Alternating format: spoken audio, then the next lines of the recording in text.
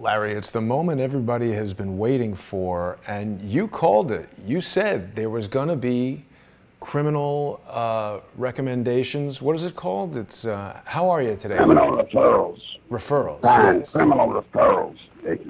And you called it. You said it would be Nunes, and he's announced it. Has he told us who he is referring yet? I saw him on Fox this morning, and he hasn't revealed, but he's given it to Barr. No. Right?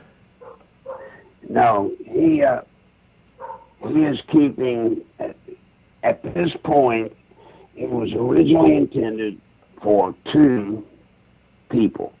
Now, I don't know if he's changed that or if he's still going with 2. And these criminal referrals are several different counts to the same people.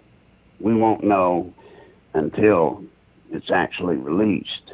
But, you know, he's coming, and he's coming to try to find out, by picking the people he has, hopefully to start the process of flipping people that have to do, it'll seem, Jason, it'll seem kind of round robin. It'll seem like a way, kind of a weird way to go.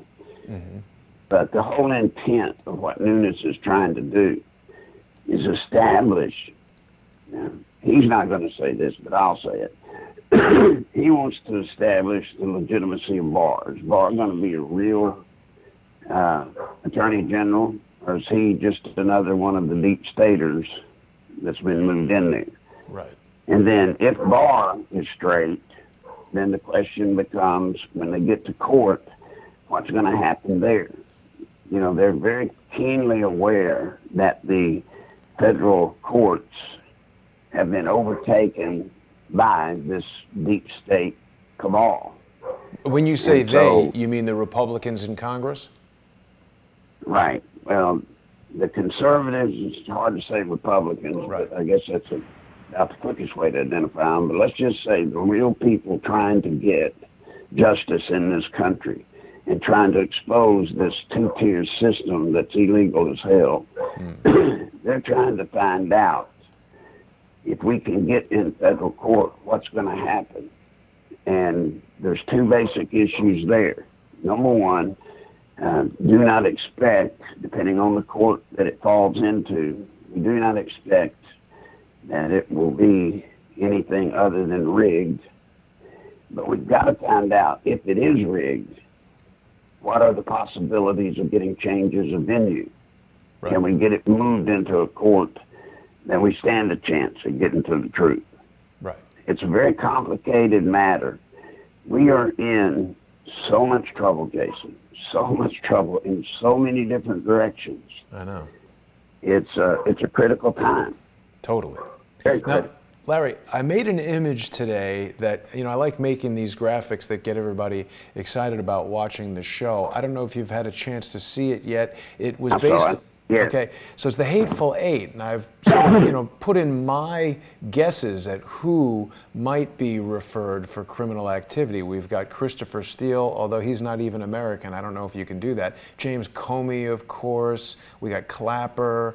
We got Bruce Orr, Peter Strzok, Nellie Orr, Brennan. So, but you're saying it's only 2 people, but 8 counts? Did I understand that correctly? Well, it started out to be 2 people. Now, when you see he's introducing 8 criminal referrals, that could be one person with 8 different accounts, right? Yeah. Or it can be 8 different people. I don't know at this point what he's doing there. That's for him to decide. But what he will start with are obvious lay-down cases, as I'm told. These are going to be lay-down cases where they lied under oath to Congress, for example. Yeah. And you've got their actual testimony, and you've got the proof that's been publicly displayed that what they said was a lie. Mm-hmm. So they're starting with lay-down cases where there should be little, if any, challenge to their authenticity. Low-hanging fruit. But even with that, Jason, today, you can't be guaranteed anything. Sure. Nothing. Yep. I had a lawyer friend, Larry, who used to like to tell me that Charlie Chaplin didn't win the Charlie Chaplin look-alike contest, meaning once you get into court, you really just don't know which way something will go. And that's a big reason, I think, why a lot of lawyers sometimes bring the legal actions that they do. We've seen Robert Mueller engage in some pretty egregious activities with regard to Dr. Corsi, Roger Stone, even Michael Cohen. I couldn't believe when they said they were going to bring Michael Cohen back to have him testify in front of Congress again. I saw something that said it's been like 40 days since Elijah Cummings demanded some action for Cohen lying to Congress, and nothing has happened. It's so frustrating. Right. Well, this is the emergency condition or situation we're in. Nothing, Jason, is going the way it's supposed to go. Yeah. I have never seen in my lifetime the overt, and I'm talking about out in the open, movement by so many sitting members of our government openly trying to do away with the Constitution of the United States of America. Yeah. Well, They're pulling at it, picking at it in every different way, of course. Yes. But what's so hard to watch, what's so hard to take, Jason, is to see them get by with it. Yeah. Just right in your face and getting by with it. Now, I got another bit of news today that you and I had talked about prior to the program. Yep. But it seems as though now there's going to be an overt movement on the internet to eliminate conservative programs. Yeah. During the 2020 campaign cycle. Now, what does that mean? That means that YouTube, Facebook, Twitter, they're just going to take people off. Yeah. Well, we've seen them do that to Alex Jones, Laura Loomer. And you know, Larry, Twitter just today announced that they're limiting the number of accounts you can follow in a day to still nightmarish 400. I mean, I don't know exactly. I'm not a Twitter expert, but you know, they're limiting things. The thing that's strange about things like Twitter and other social media networks that people have come to rely on is that, you know, these are private companies, and although there's a lot of debate as to whether they should be subjected to the types of rules and laws that the Constitution would dictate as far as a public square, it's not really been, you know, effectively litigated yet. And for the most part, they are private companies that can do whatever they want, and the individual user is left to their own devices. In the case of Laura Loomer, she was kicked off Twitter. She's involved in a class action lawsuit with Larry Klayman. Of course, we've heard a lot about, you know, getting back to Devin Nunes, his lawsuit against Twitter. It's still kind of the Wild West, but yet these things are so pervasive in everybody's lives. We're all spending so much time on them, sharing information through them, and they have a huge impact on the election. Oh, absolutely. And, you know, Jason, this is what scares me. We've got two options. Number one, do you take companies like Twitter, Facebook, do you let them operate as privately held companies? Therefore, they have the right to refuse service to anybody they choose. Right. Which, in a situation like we're in today, if that shuts down conservative voices, that's bad. Well, then the other option would be, do we make them a part of the government, make them a utility type thing? Well, then you've got the government running it, Yeah.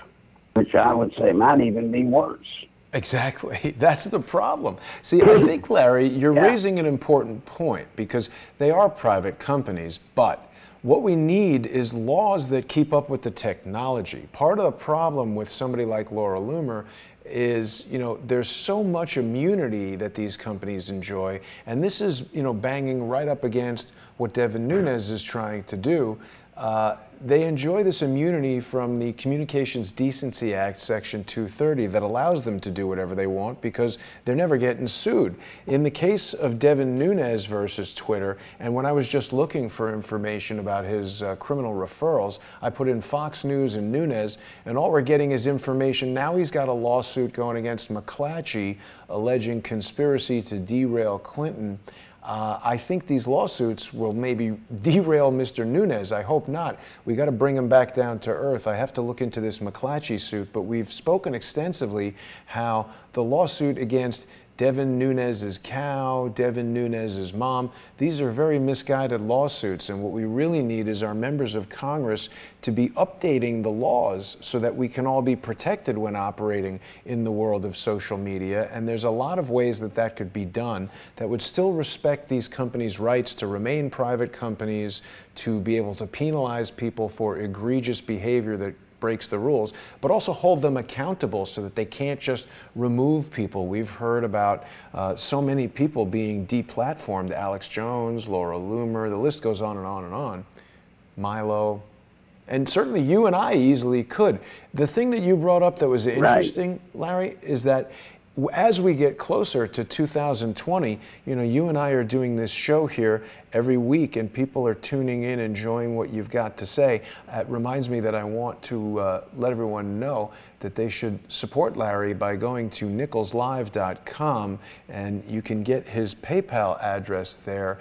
It's nicholslive@aol.com. You can send Larry money over PayPal, or you can stick some cash in an envelope and send it to him right there in Arkansas. But Larry, there's nothing stopping YouTube or any of the platforms that we're on from canceling this show for any reason that they want. There's people that use thousands of fake accounts to issue strikes on videos. That's happened in the past. And I think everybody knows that one of the things that I've done to defend against that, and it's not infallible, but it's worked quite well, is I've created a series of... I can't hear you.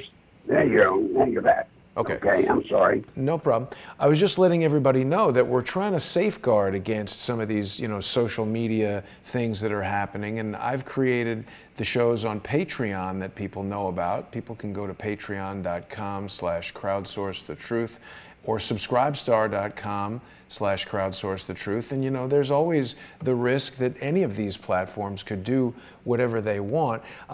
Are we ready to announce, Larry, that you are preparing a Patreon page?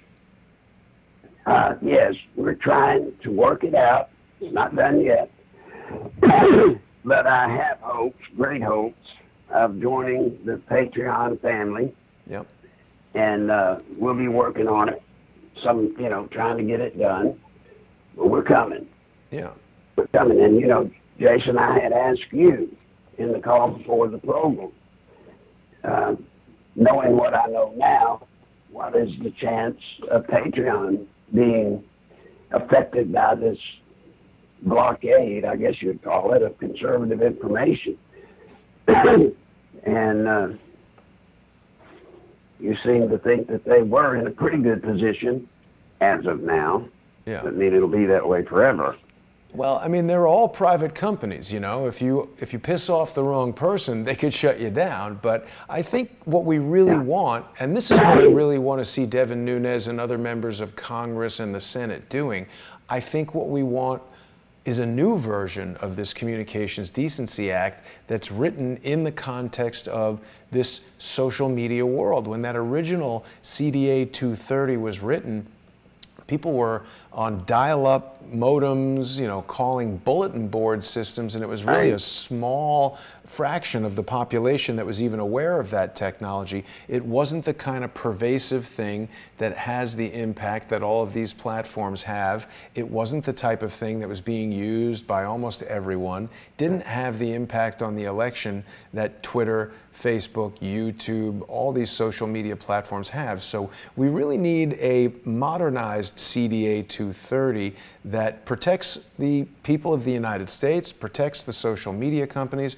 but keeps everybody accountable. We don't want this blanket immunity where people can abuse social media and do things like defame members of Congress, members of the public, etc. And I think Devin Nunes could get behind that. At least I think that's what he wants to do. Well, but we have a problem going at it from, number one, we have a problem going at it getting the laws changed, primarily because between now and 2020, it'd be virtually impossible to generate, a new version of the law, get it modified. Plus, you have the Democrats in control of the House. Right. And what scares me what happens if the Democrats get control of the Senate and the House? Then we're in real trouble. I want to take you back to Adam Schiff for a minute, Larry, because as you pointed out, he's one of the guys, he's sort of schiffing all over the Constitution. He's tweeting daily. And I mean, this is another thing about Twitter. We never really used to have a mechanism by which members of the Congress and Senate were communicating directly with members of the public. I mean, this really is a unique situation that needs to be revisited. Adam Schiff put out a tweet about 3 hours ago talking about how the positions in the president's cabinet, including the defense secretary, the Department of Homeland Security secretary, UN ambassador, FEMA director, Secret Service, all vacant. I commented that Adam Schiff's cranium is vacant and that we should be investigating this super donor, Ed Buck. There have now been 2 deaths at his home of male prostitutes who have overdosed on crystal meth. So, I mean, given the amount of evidence of illegal stuff, I don't understand how Adam Schiff is tweeting daily about wanting to see the contents of this Mueller investigation. William Barr was in front of members of Congress today talking about this report, and they are just incessantly demanding to see it. Talk to us a little bit, Larry, about how this infringes on people's rights in terms of the grand jury investigations and people being presumed innocent until Congress decides they're guilty.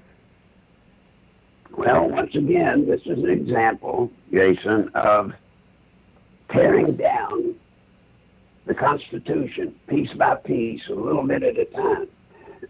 There is nothing in the judicial world more sacrosanct than grand jury hearings. Nothing. And according to law, by law, the people can't talk about being in a grand jury. They don't even tell you, they're not supposed to tell you when the grand jury even meets. It's all secret for the purpose of protecting the innocent. Right. What we're seeing is the Democrats, the system, they have taken law and weaponized it.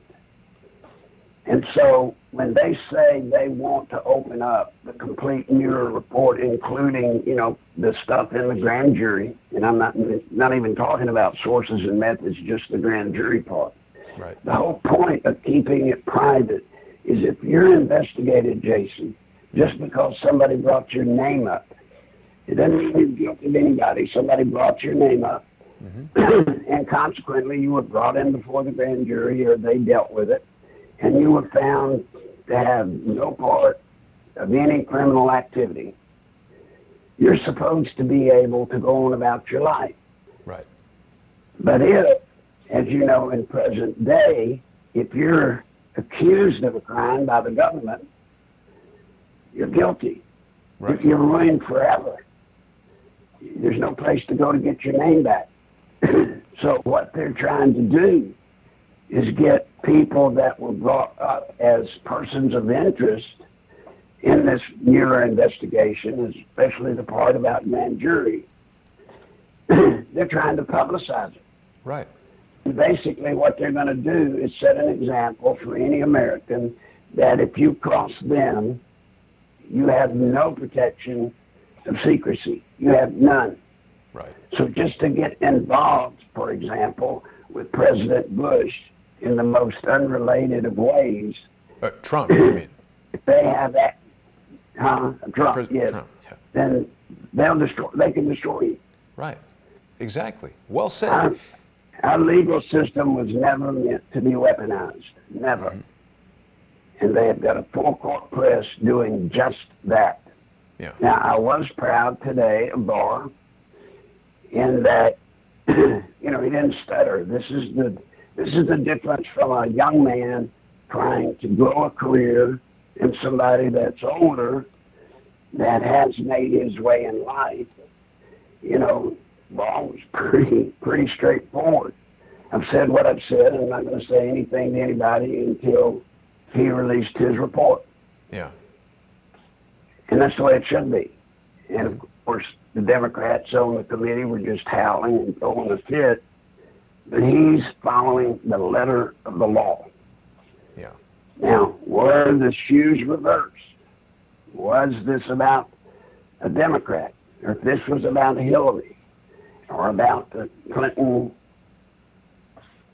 you know, their foundation and all that. Fundraising at the foundation or Uranium One, I assure you, they would be screaming to high heaven that you can't do this, that, or the other because of the law. Right. So, I mean, is Adam Schiff a lawyer? Or what was Adam Schiff's deal before he got into Congress? I don't know, but he's proven every day that he's a tool. You know, just because you were a lawyer doesn't mean you're smart. Well, but you should know the law. Yes. Well, that's the problem. They know the law. But in their world, the law don't mean anything as it's written. They use the law the way they want to use it. You know, that's how our Supreme Court system has become so foul. You know, Supreme Court justices, Jason, think about it. There should not be this absolute divide between Democrats on the Supreme Court and Republicans on the Supreme Court. Once they get their lifelong appointment, which is why they're appointed for life, is so that their party affiliation and contact with politics on a daily basis is over, gone. And you should be able to look at the Constitution, and apply it to the cases brought before them. Yeah. But you know it's broken when every time cases are brought before them, the result of the grand jury is always the Democrats voted one way, Republicans another. Mm-hmm. That means the grand jury system doesn't work. It's not working. Right. They should be independent arbiters of the law. Right. They should have, and you should get more rulings consistent with everybody voting the same way. Or if you do have split decisions, it should be split with various combinations of Democrats and Republicans on both sides, not this great partisan divide. Yeah. Well, Larry, you know, Wikipedia is telling us that Adam Schiff has a political science degree from Stanford and a JD degree from Harvard Law School. So much more so than the average citizen, he should be fully aware that you cannot violate that, you know, sacrosanct thing of the grand jury process, because when people are testifying there, you don't even have your lawyer with you. So as you've said, this is a dangerous way for people's rights to be eroded. I was thinking, of course, about Dr. Corsi, who, you know, they accused him of something and asked him a whole bunch of questions, which obviously they did not have sufficient evidence to indict him. So, you know, we could get into a conversation about how Dr. Corsi was harassed by this process. And we don't want to be living in a country where they can just, you know, kick in your door, accuse you of something, interrogate you for hours and hours and hours, get you to slip up in the interrogation process, charge you with 18 U.S.C. 1001, lying to the investigators, and then throw you in jail. They could basically throw you in jail for whatever they want. And if you've got Congress demanding that they release this entire report, well, it's certainly going to contain, at very least, elements of Dr. Corsi's personal communications. We know they had all his computers, his cell phones, and with today's social media, we've got trolls all over the place, people who make up fake things to try to smear people and ruin their reputations. Certainly if they could glom onto any piece of information that they receive through this abused process, they could smear it all over the internet and embarrass people and ruin their careers. Absolutely. And think about it. Here was Robert Mueller. His cast of investigators, prosecutors, was as slanted as you could have ever imagined. If there was ever a crew of prosecutors gathered under one case to go after Trump, you couldn't have picked a better green ticket. Now, they obviously, as a matter of law, ended up doing all of this 2 years, all of the stuff they did, and it came out where there was no evidence, keyword, evidence of collusion, apparently low evidence threshold for obstruction of justice, and that's not good enough for the Democrats. Yeah. Holy smokes. I could understand if the prosecution team were loaded with Trump supporters, but it wasn't. So then you can only know then, why do they want this whole report out? Yeah. It's not going to change anything. It's not going to change the prosecutorial situation at all. It's not going to change it. So what on earth can they possibly be looking for? Well, once again, they're looking to get into everybody that they talk to and destroy them. Right. To set an example. That's what this is about, an example for future cases. You don't want to be caught working with the wrong side, because if you are, even if you're not guilty of a crime, if you just work with the wrong people, your life's over. Exactly. You're destroyed. And, you know, Larry, some of our commenters are pointing out that myself and other people involved with Crowdsource the Truth could very well be mentioned in the Mueller report, because I was communicating with Dr. Corsi. I spoke to him earlier today. I communicate with the doctor all the time. And again, Congress doesn't have the right. I've seen a lot of people saying, 83% of Americans want to see the Mueller report. I mean, that's like saying 83% of Americans want a free Ferrari, but we could talk endlessly about why that's not going to happen either. So it's not about voting for things that are unconstitutional. We've got to stick to the Constitution and preserve people's rights to be presumed innocent and free of unjust search and seizure. It's a really important point that you're raising about the erosion of the Constitution. So back on Devin Nunes for a second. When these criminal referrals come out, do you expect anything to happen? Will we actually see Attorney General Barr act on these? I mean, what is the nature of a criminal referral? I think a lot of people probably don't know. Well, what'll happen, this will be the first true test of Barr. If the criminal referrals are about this first batch, if they're about obvious things, in other words, like I said, if they got video of a person lying to Congress, raising their hand, swearing to tell the truth and lying, and then they've got absolute video proof of others disproving what they said, or even catching the same person saying something different. It goes to Barr. Now, Barr will look at it from the prosecutor's perspective. He will determine whether there is a case or not. That's why this is so important. Nunes has picked obvious cases, obvious examples, and it's up to Barr. Barr will determine whether to go forward and try to prosecute. And then, if he decides to go forward and prosecute, then it's up to the court that it's thrown into, that has purview. And then you'll find out whether that court is in on it. Right. And then you'll find out whether or not, if the court is so inclined to be rigged, you'll find out then whether there's going to be a process by which a case can be moved to another court through change of venue. It's going to tell us a whole lot, Jason. Yeah. Number one, it's going to be the first time we get an absolute definition. Is Barr with us or against us? Well, and also you're describing a process, Larry. The people that we're all thinking about, you know, Comey and Clapper and the Orrs and Peter Strzok and Brennan, and, you know, these people are all so connected, so protected. The likelihood of them getting convicted, even if a criminal charge is raised, it's still going to be very difficult to do, isn't it?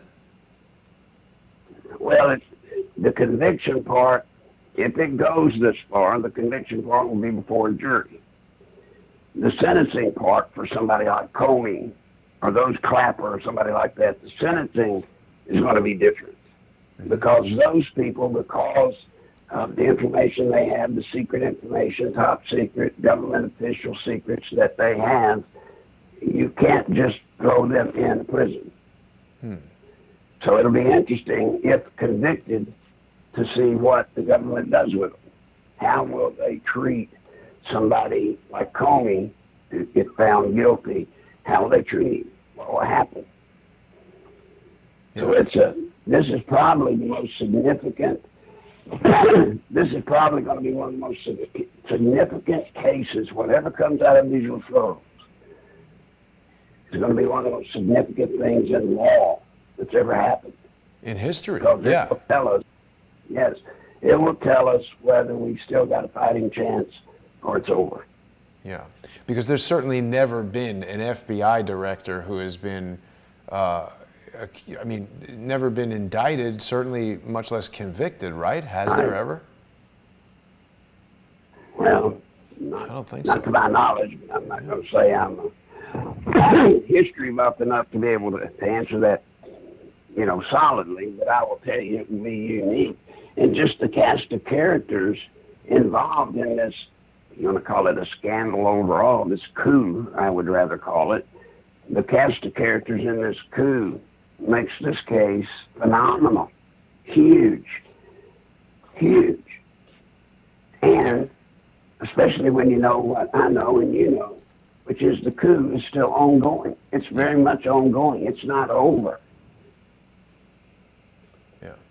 Now, Larry, we've had There our are questions. still people in very high places. Yep. Yes, go ahead.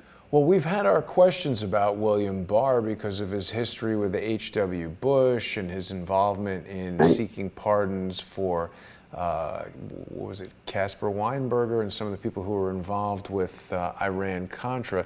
You raised a good point. I mean, you know, that was many years ago, and H.W. Bush is not on the planet anymore, thankfully. And, you know, I don't know, maybe I'm ready to give Barr the benefit of the doubt. It's interesting to see how Democrats turned on him immediately when he adhered to the law rather than slamming President Trump. That's weird, right? Yeah, I mean, to see members of our Congress challenging an Attorney General, United States Attorney General, who is simply following the bounds of the law, to see them challenging overtly to demand he break the law. Yeah. Is kind of weird. You know, go figure, right? Yeah. Yeah. Because what they're demanding, Jason, let there be no doubt about it, what they are demanding is breaking the law. Yeah, they just want the report because they want to look through it and sift through it and make millions of news articles that they can post on the internet every day about scandalous stuff in there. I mean, they're making up news stories out of whole cloth. If they find some little piece of something in a report, you'd literally have thousands of people scouring that thing to just, you know, play up anything at all. We've had Swalwell and other, you know, marginal, in terms of their mental capacity, people within Congress who are saying they know that there's collusion, even though we had the full power of the DOJ investigating for 2 years and nothing was found. Somehow they know. I noticed they were asking William Barr some questions, some pretty leading questions, I thought, if he felt, they mentioned specifically Swalwell and some of the other people who had insisted they knew there was collusion. They asked Barr if those guys somehow had evidence that Mueller didn't have. I mean, that seems absurd. Mueller had access to everything and even, was overreaching in some of his access. What is it that these guys, I mean, it's just a constant ongoing smear. There's no hope that they're going to find any evidence that this type of stuff went on. Well, you have to understand the plan. The plan is to place President Trump during his 2020 campaign under House impeachment. That's the plan. And they're trying to just gather anything they can to help them substantiate the cause for filing impeachment against Trump. Right. They don't care. Look, they don't care whether he actually gets out of office. In other words, they'll impeach him through the House. Why? Because they've got the votes. It has nothing to do with evidence. They've got the votes. Then it goes to the Senate. Now, the Senate's touchy. There are enough Republican never-Trumpers in there that if they can get one little bit of something that they could use, they'll vote to out him from office. But the question still remains, are there enough of them? But you see, the Democrats don't care because they want President Trump out of office. That's what this is all about, putting him out of office. Yeah. And so they believe if he's in the impeachment process during the campaign, there's no way he can possibly win re-election. Yeah. Well, Larry, I would even suggest that if they can't formally impeach him in Congress, they're just going to impeach him in the press and talk about it every single day so that it's just in people's minds. I mean, it basically becomes an anti-Trump advertising campaign where all of the social media stuff on Twitter and all of the television news is just constantly talking about this. I mean, it's like any advertising campaign. Advertising works. If they keep repeating the same idea again and again and again, it just gets embedded in people's heads. Right, and then you've got all of the Democratic presidential candidates that the whole themes of their campaigns are going to be get rid of Trump. And you've already seen it. Even though Barr gave the summary of Mueller's case as there was no collusion, you've already seen it. Yeah. It's like they didn't even see that. They're still insisting they've seen evidence, they've got evidence, proof positive that he committed collusion. The joke of jokes is, and this is even worse, the joke of great jokes is there's no such crime as collusion. Exactly. That's why this is an influence operation, Larry, isn't it? It's not about actually having a crime and seeking a remedy to that crime. It's just strictly an influence operation. And I'm a little disappointed that when I just searched Devin Nunes' name, hoping to get some information if he's released these names that he's recommending for criminal prosecution. All the stuff that comes up is this lawsuit against McClatchy. It's like flooding the news. Yeah. I don't know that much about this lawsuit against McClatchy. I was hoping we would hear more about. See, that's interesting. They've almost latched onto that to distract from what he's doing that could put key Democrats in jeopardy. There's an overwhelming amount of attention here on Google, at least. Maybe people will tell me I should use DuckDuckGo. When I click on the news tab in the Google search, they're smearing him. It says Devin Nunes is a lawsuit filing machine. Nunes sues McClatchy for alleged scheme to derail Clinton. Oh boy. Lawyers falsely claim reporter bolded cocaine. We know who his lawyer is. The Fresno Bee, Devin Nunes files a lawsuit. It's all about the lawsuit. This is the same Stephen S. Biss lawyer who was behind the Devin Nunes bizarre $250 million cow lawsuit, the same Stephen S. Biss who's behind Robert David Steele's lawsuit that I've dubbed a fake lawsuit because it's entirely based on false claims. I hope Devin Nunes knows what he's doing with this lawsuit, because if he's getting roped in with Stephen Biss, he could be in for perhaps, I don't know what. well, it can go bad. Exactly. It can go worse than just failing in court. It can make him out to be not credible. It can make him look stupid. Yes, because the headline news about Devin Nunes this morning should be these referrals to Barr, not all this stupid stuff about lawsuits against newspapers that put negative articles about him. And that's the way the news is reporting it. I'm just telling you, this is all a part of this campaign. The campaign, Jason, if people haven't figured it out by now, this whole campaign, this whole process of collusion, this whole process of lawsuits, it's about taking over our form of government. That's what this is all about. Now, I know that's foreign to most Americans. You just don't think like that. But you better. This is all about overthrowing our government. This is what a silent coup does. Remember, a regular coup, you surround the Capitol with tanks and, military, you take over. But a silent coup, you do it from within. And the biggest indicator of a silent coup, instead of tanks, you have the media. And the media is all in. And not only are they all in, but they're also trying to block any other way for the public to get information other than that which they want out. See, Larry, what you're saying is very insightful. It's really important, too, because you're causing me to realize something. I'm concerned that this series of lawsuits that Devin Nunes is engaging in, I've been concerned from the beginning that he's possibly being influenced by someone to bring these lawsuits, and Devin Nunes has been, from the beginning, one of the best defenders of President Trump. He was the one who was, bringing all that information when he was the chairman of the House Intelligence Committee. He was the one who was fighting against this Russian collusion thing, and I think that makes him a target. So we've got, this is from 4 hours ago, New York Magazine is saying that Devin Nunes has no idea how Twitter works, and the article says he's a congressman from California and a generally wretched human.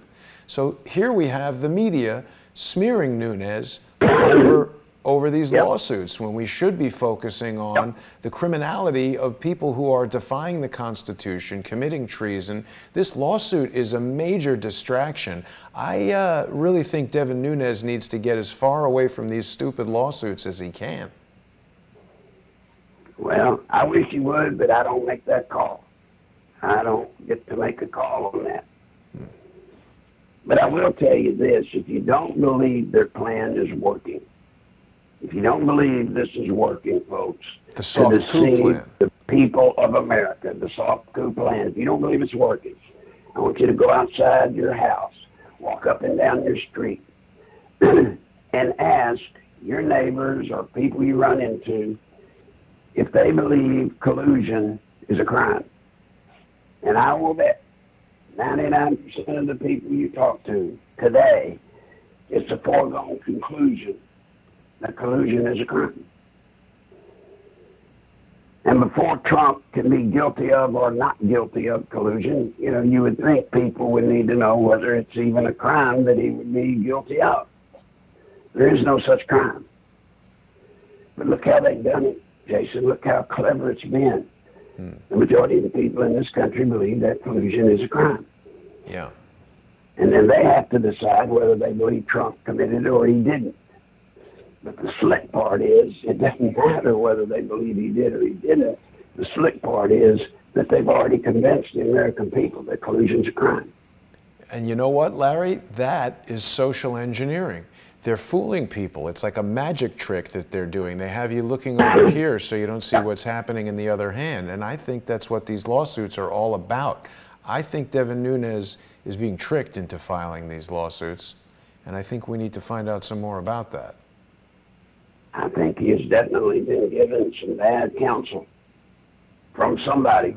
Yes, I think I know Most who that somebody is. You've got to, first thing you've got to do is what legal person, lawyer, would tell him that they would take a case like this. Right. It's almost guaranteed to lose. Straight lawyer Right, a straight lawyer would tell him not to get involved. Right. You know, you just can't do it. But you see, here's another one of those things they've slipped by everybody that people understand. You know, Twitter has a right to do whatever the hell it wants to do. Yeah. So you don't have standing in the first place. If they want to kick you off, they can kick you off. And they're also not responsible for what Devin Nunes' cow tweets. That's what the CDA 230 says. So, Right. you know, hoping to get discovery or something like that, which, you know, as I'm thinking about this more, because there was some article where Nunes was saying that this is going to, you know, when we were doing all those shows investigating the first lawsuit, there was talk of discovery.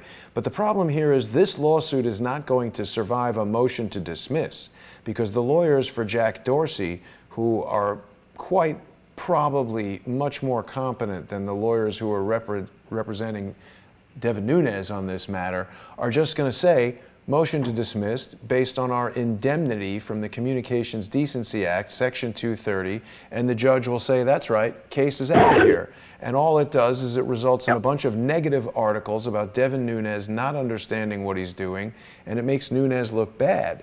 And all this, you know, kerfuffle over Nunes is not going to help him when he goes for re-election in 2020. That's right. That's right. And it's going to hurt his credibility, period. Yeah. You know, right now he's carrying the banner Yeah. for most people that want, you know, they want justice in this country. And right now, Nunes is the standard bearer. Mm-hmm. But when he gets made to be a complete blithering idiot for filing this suit, as they will make it out to be, I'm not saying that, but the media will make sure that people understand he was just a cut above mentally retarded to even file it. Mm-hmm. It's going to hurt his credibility. It's going to hurt the case against all these criminals that should be referred as well. There you go. Mm-hmm. What's that going to do? That's going to hurt the credibility of his criminal referrals, right? Yes. If he was that wrong about Twitter, how do we know he's not that wrong about these criminal referrals? Right. That's a serious concern, Larry. It really is. It is. And I'm sitting here, you're sitting here, Jason, and we've got serious concern. I don't mean to put words in your mouth. We've got serious concern about the state of our country. Yeah. And it being able to live through all of this. You know, we haven't even talked about, even if all of this, when the fat lady sings, turns out to wash out. Let's just say it all washes out. Big humdrum, over stuff, it's over. What's left of our government when this thing's over, even if it does wash out? How can our government ever be put back together? We've got a Congress that instead of doing the duties that they were elected to do, instead of governing this nation and their responsibilities, they've used it as a personal hatchet job. Yeah. I mean, how can you be paying Adam Schiff to be a congressman for you when all he's doing is attacking Trump? Right. 24 hours a day. All he does is attack Trump. And we've got things going on in this country that need dire attention, immediate attention. Yeah. When he's out, you can't get him. You know, Larry, in my response to Adam Schiff, I said, in addition to Adam Schiff's cranium being vacant, I asked him, you know, daily he's demanding this report and maligning the president. I asked him, when will you demand an investigation into the illicit drug and prostitution-related activities resulting in 2 deaths at his personal friend Ed Buck's home? And actually, I learned of a legitimate-sounding lawsuit where Ed Buck is being sued by a mother of a guy who died at Ed Buck's house. Now, let me ask you this, Larry. Isn't it pretty unusual for the family of a murder victim to bring a civil suit against someone rather than the police opening an investigation and conducting a criminal investigation? This sounds to me like when O.J. Simpson got off for the murder of his wife, and then the family of Ron Brown brought a civil suit for wrongful death. Sounds like the same kind of thing. Why aren't they investigating what's going on at Ed Buck's house with crystal meth and male prostitutes? Right. What's unique about it versus the OJ trial, there had already been a criminal trial. Right. In this case, there's been no criminal trial. To my knowledge, it's been a limited at best investigation in the first place. And from everything I gleaned from it, there's no intention to further investigate. So yeah, it's very awkward. And this is troubling because what we see here is if you're friends with Adam Schiff, you can murder male prostitutes by injecting them with crystal meth, allegedly. You can do that, and nothing happens. But if you're not friends with Adam Schiff, you can be the president, and they just won't let up. Right. That's it exactly. That's the double standard that we have in this country today. Go and look at that. Look at that Jussie Smollett. Smollett, yes, exactly. Smollett. I mean, you know, folks, it's quite apparent, and they don't care that it's apparent, that if you're in with them, you're okay. Nothing matters. But if you're against them, the whole wealth and power of the United States government can be brought to bear against you. It's really scary times, Ask Larry. Dr. Dorsey, ask Roger Stone. Yeah. What's going on with Jussie Smollett? I just saw that the prosecutor there in Chicago was like doubling down, coming out defending, you know, saying that she can't run the office if everybody's going to complain when she, you know, does something that's against the law. Well, I mean, they've got it handled now. I mean, now you've got Jesse Jackson standing by her when she does a press conference. So now it's all about race. That's not cool. Even though the superintendent of the police in Chicago is black. Right. I mean, none of it, look, the whole racial matter doesn't matter depending on which side you're on. Yeah. If you're a conservative, race matters for everything you do or do not do.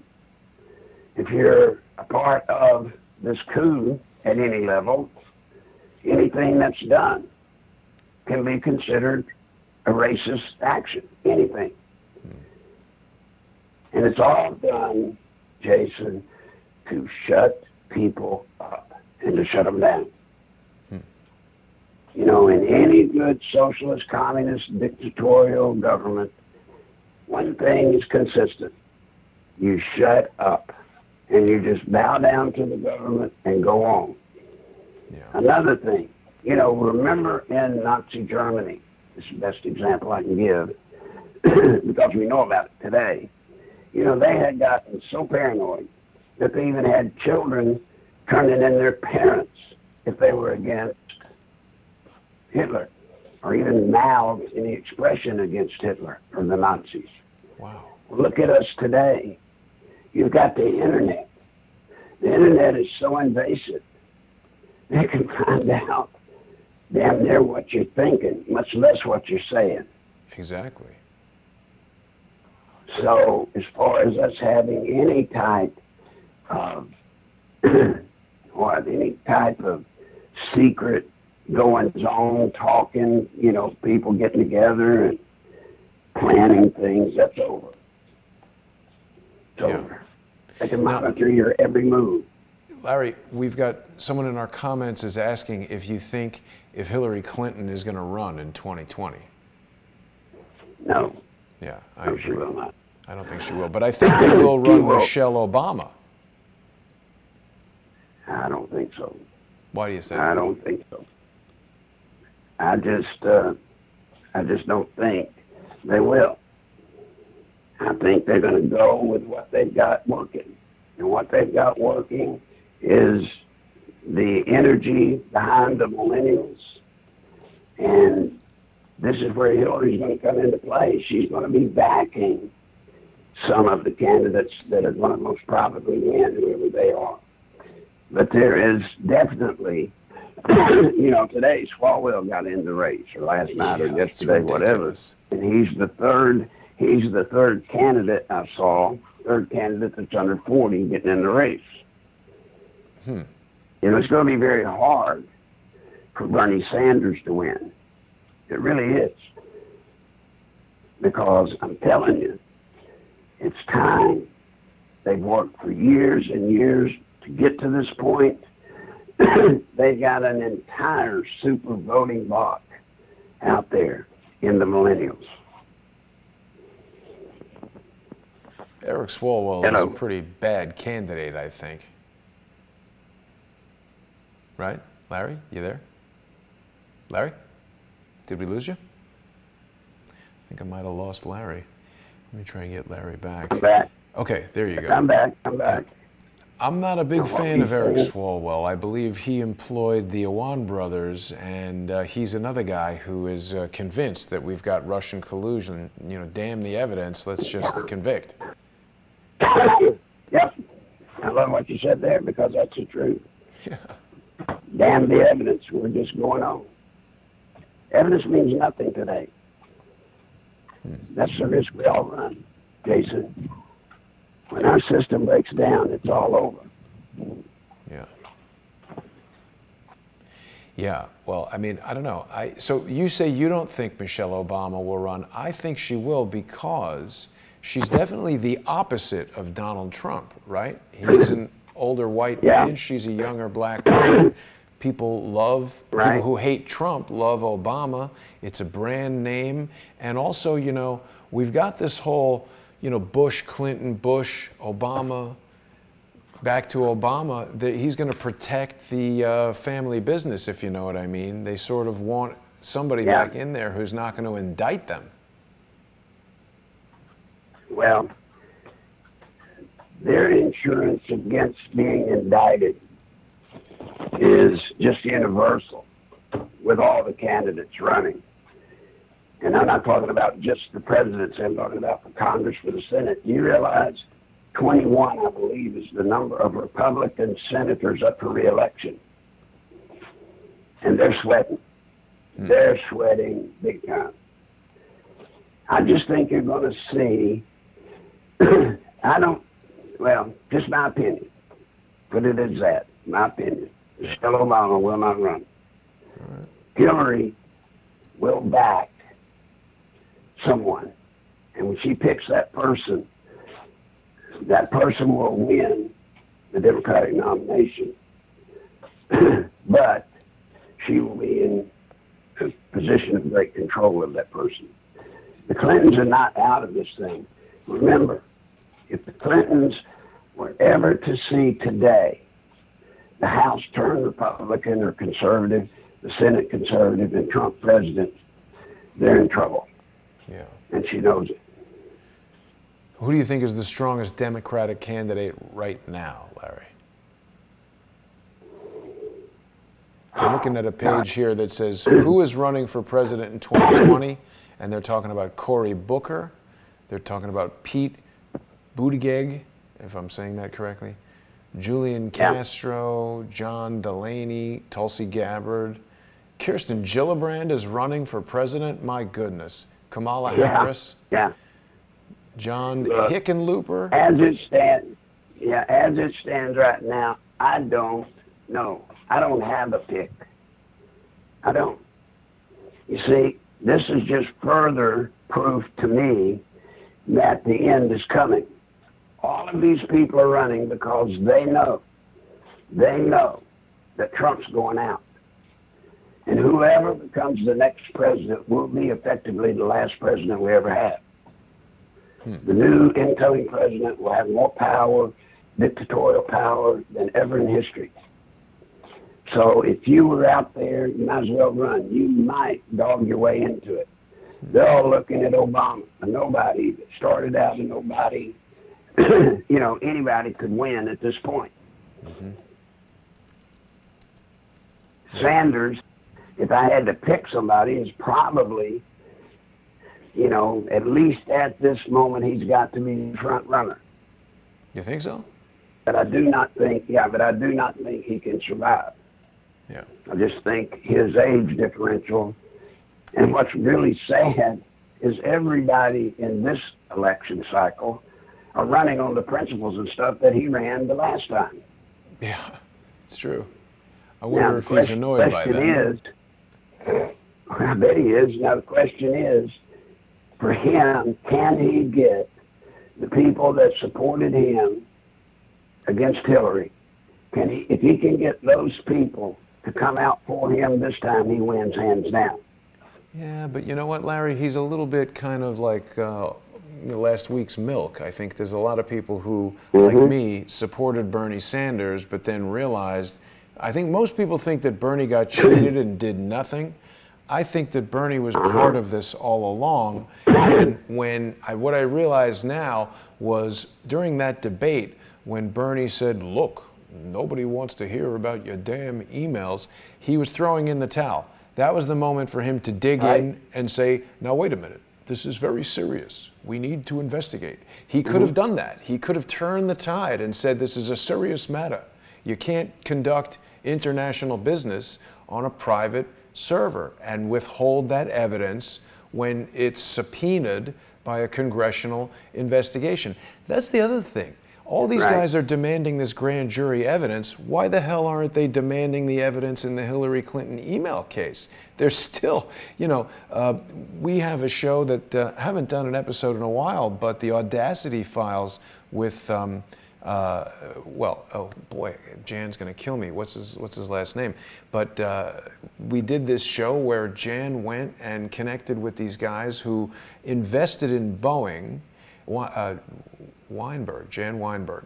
He connected with these guys who invested in Boeing so that they could go to the Boeing shareholders meeting and ask the CEO of Boeing if he was going to release the emails between Boeing, the State Department, and the Clinton Foundation.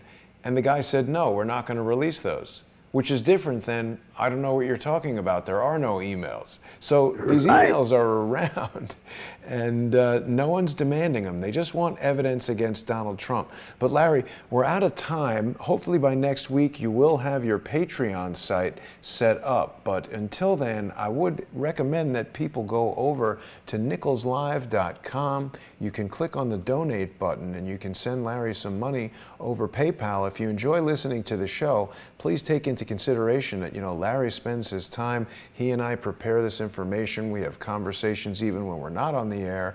And this is years of Larry's experience that go into giving you his unique insights and his communications with Washington insiders. You can get his PayPal address right there on the page. It's nicholslive@aol.com. You can send Larry some financial support over PayPal or stick a few bucks in an envelope and mail it to him there in Conway, Arkansas. You can also support the program and the channel here on Crowdsource the Truth by going to patreon.com/crowdsourcethetruth or subscribestar.com/crowdsourcethetruth. Larry, thanks for joining me again this week. We'll be back next week, and we should know a lot more about these criminal referrals. We'll have some more to talk about then. You bet, buddy. Till then. Take care of yourself, Larry. Talk to you soon. Bye-bye.